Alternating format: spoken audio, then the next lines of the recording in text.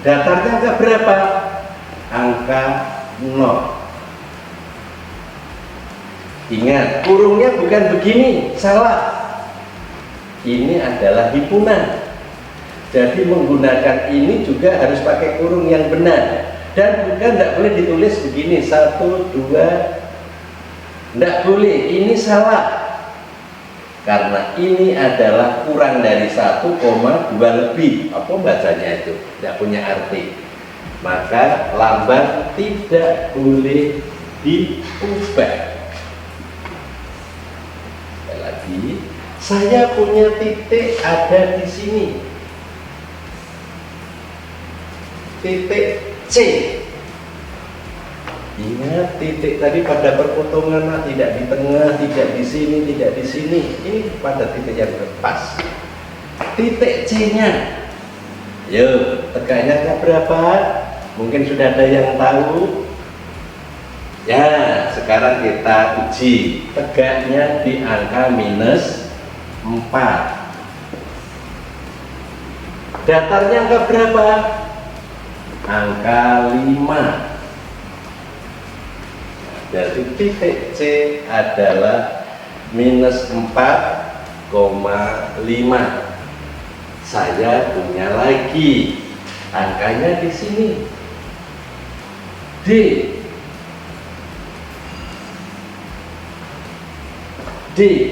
D-nya adalah titik. Tegaknya angka berapa, nak? Ayo kita ikuti. Pada sehat kan ya? Bisa dilihat D-nya angka tegak. Nah, kita lihat tegaknya -2. Datarnya yang mana? Ini datarnya -5. -5. Kalau saya punya E, angkanya hanya ada 1. Oh, E-nya tegaknya angka berapa, nak? Tegaknya angka 0. Datarnya angka 0 juga. Jadi dalam bentuk ini kita harus mengingat tegak. Yang di depan ini adalah garis-garis E. Yang di belakang ini adalah garis-garis Y. Maka X, Y. Sekarang Pak Guru diam. F. Ayo, angka berapa yang dapat? Ada yang sudah dapat F-nya? Kita uji. Mungkin kamu bisa membantu. Oh, jawaban tadi benar, jawaban tadi salah. Tegaknya angka berapa? Tegaknya angka 5. Datarnya angka berapa? Angka -3. Iya.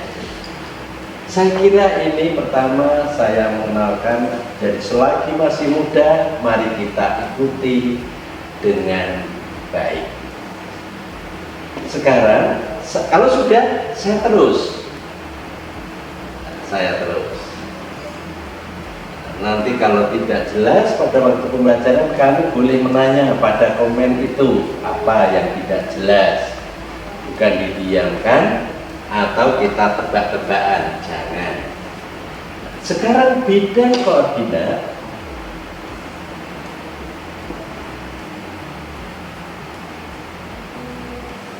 dibagi menjadi 4.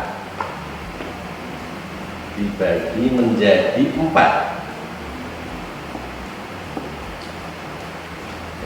Mana bagi menjadi 4 tadi? Ini pembagiannya yang dibatasi oleh sumbu E, sumbu Y, dan sumbu E. Ya. Di atas sumbu E dan di kanan sumbu Y disebut kuadran 1. Kuadran 1.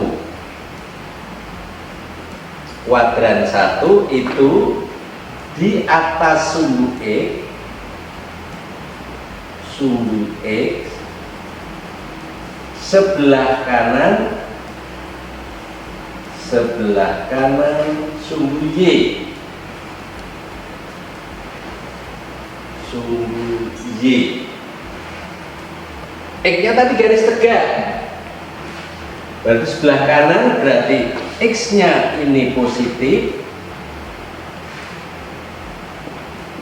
Di atas sumbu X positif semua. Ya. Kemudian di sebelah kanannya juga positif semua, maka X-nya positif, Y-nya positif.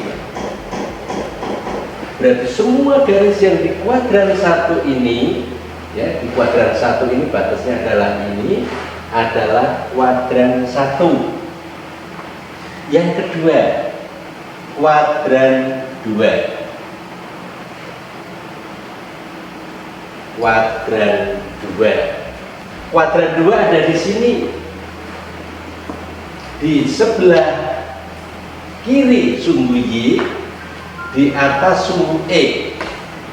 Di atas di sebelah kiri sumbu Y, kita tulis SB saja, dan di atas sumbu E. Di atas sumbu E.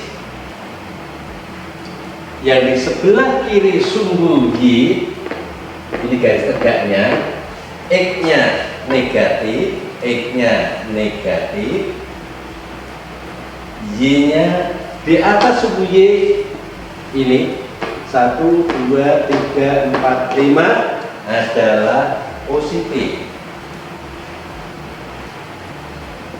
Tadi titik A 1,2 di kuadran 1, X-nya positif, Y-nya positif. Yang di kuadran 2 kita lihat, ini kuadran 2, X-nya minus 4, Y-nya 5 di sebelah kiri dan di atas. Yang kuadran 3 di sini. Kuadran 3. Kuadran 3 itu di mana, nak? Dengan sumbu Y. Ini sumbu Y, sebelah mana? Sebelah kiri. Kalau sebelah kiri berarti X-nya negatif, Y-nya di bawah sumbu X. Negatif. Kuadran 3 adalah X-nya negatif, Y-nya negatif. Yang terakhir kuadran 4.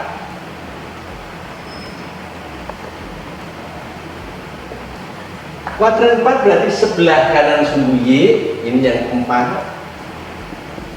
di bawah sumbu Y, di bawah sumbu E, ini E. Berarti kuadran 4 ini X-nya di sebelah kanan, Y-nya sebelah kiri, di bawah. Berarti ini kuadran 4, ini kuadran 3, ini kuadran 2, ini kuadran 1. Oke, mana? Saya kira saya tidak banyak ini. Timbul pertanyaan sekarang. Saya yakin ada yang nanya, Pak, yang titik B itu, Pak, titik B itu di sini. Ini di bawah atau di atas? Menurut kamu apa? Di atas atau di bawah? Tidak di atas, tidak di bawah. Berarti yang B ini tidak pada kuadran, tetapi di sumbu E. Saya punya ini di kuadran tidak. Tidak, karena pas sumbu E. Titik berapa, nak, ini? Tegaknya 0, datarnya min 2. Saya berilah nama di sini F. F-nya G. F-nya tadi sudah ada. G. Titik G adalah tegaknya 0, datarnya minus 2. Saya kira tidak usah banyak-banyak, nah ini saja, biar karena ini menjadi dasar untuk belajar yang lain nanti. Kamu ikuti dengan benar, saya yakin kamu bisa.